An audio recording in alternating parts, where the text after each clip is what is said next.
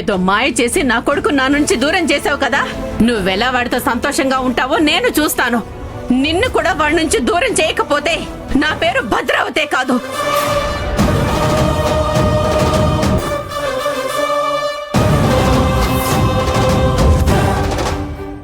అలాగైతే పేరు మార్చుకోవడానికి రెడీగా ఉండండి.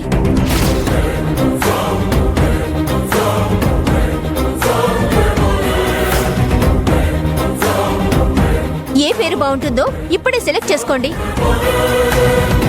ఎందుకంటే మేమున్నంత వరకు అక్కని బావని దూరం చేయడానికి ఆ దేవుడి వల్ల కూడా కాదు. ఏమంటున్నావే? నాలుక బాగానే సాగుతున్నట్టుందే నీకు. పెద్దవాళ్లతో ఎలా మాట్లాడాలన్న జ్ఞానం కూడా లేదా నీకు? పెద్దవాళ్లు గొప్పతనం చూపిస్తే మంచిగానే మాట్లాడొచ్చు, కానీ నీచపు బుద్ధి చూపిస్తే మేమిలాగే ప్రవర్తించాల్సి వస్తుంది.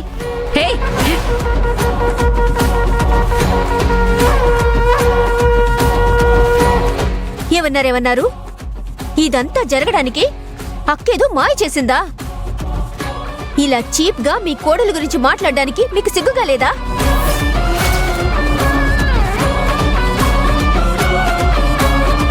దీనంతటికీ మా అక్క కారణం కాదు, మీకు డబ్బు మీదున్న దురాశ. అఖిల, ఏం మాట్లాడకు. ఊరికే ఉంటుంటే ఇప్పుడు తప్పంతా వాళ్ళు చేసి నింద నీ మీద మోపుతున్నారక్క. అఖిల చెప్పిన దాంట్లో తప్పేమీ లేదు. నువ్వు ఊరుకో అక్క. దయత తెల్లారగానే ఇలా ఇంటి వాకిల్లోకొచ్చి పెద్ద పెద్దగా నోరు వేసుకుని అరిస్తే అబద్ధం నిజం కాదన్న విషయం వీళ్ళకి అర్థం కావట్లేదు.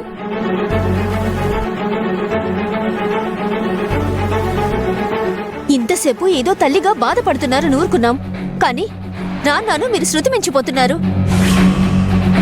మీరు చెప్పేదంతా నిజమనడానికి మేమేం తప్పు చేయలేదు. చేసేదంతా చేసి కొడుకును దూరం చేసుకున్నది మీరు. బావ కోపం వచ్చింది, దాన్ని తిప్పి మా మీద రుద్దకండి. ఏయ్, మాటలు ఎక్కువ అవుతున్నాయి. ముందు మర్యాద ఇచ్చి మాట్లాడడం నేర్చుకో. మీకు మర్యాద కావాలంటే ముందు మీరు మర్యాదగా ప్రవర్తించడం నేర్చుకోండి. ఆ తర్వాత మా దగ్గర నుంచి ఎక్స్పెక్ట్ చేయొచ్చు. చేసేదంతా మీరు చేసి మా మీద విరుచుకుపడుతున్నారే, మీకేం అనిపించట్లేదా? మీరే ఆలోచించండి. అక్క స్థానంలో మరొకరుండుంటే ఈ పాటికి ఇంకేదో జరుగుండేది. మీరింతగా లేనిపోనిది చెప్తున్నా అక్క ఏమీ మాట్లాడకుండా ఊరికే నిల్చుంది. ఎందుకో చెప్పండి? మీ మీద గౌరవంతో. అక్కలాంటి కోడల్ని పొందటానికి మీరు పుణ్యం చేసుకున్నారు, కానీ అది అర్థం చేసుకునే బుద్ధి మాత్రం మీకు లేదండి. సరే, బుద్ధి ఎవరికుందో ఎవరికి లేదనేది త్వరలోనే చూపిస్తాను. మీలాంటి వాళ్లతో మాట్లాడి గెలవాల్సిన అవసరం నాకు లేదు. అయినా మీతో మాట్లాడి నా స్థాయిని నేను దిగజార్చుకోలేను.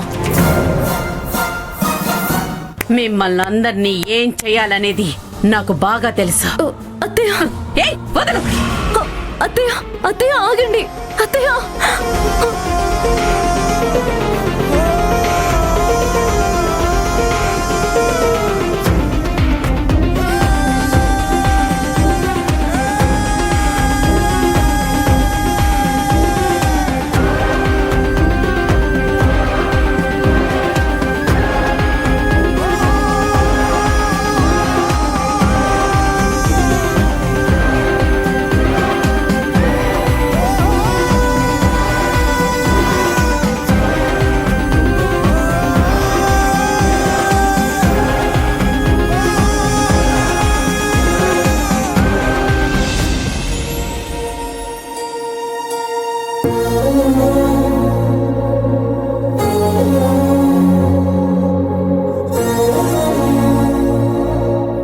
ఏంటి నాన్న ఇదంతా?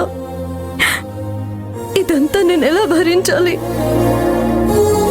ఏం చేసినా సరే అనడం నాకు తెలియడం లేదు.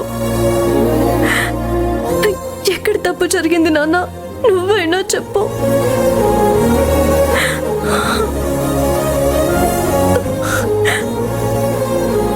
ఈరోజు అంతా సర్దుకుందనుకున్నాం, ఎంతో సంతోషంగా ఉన్నాం.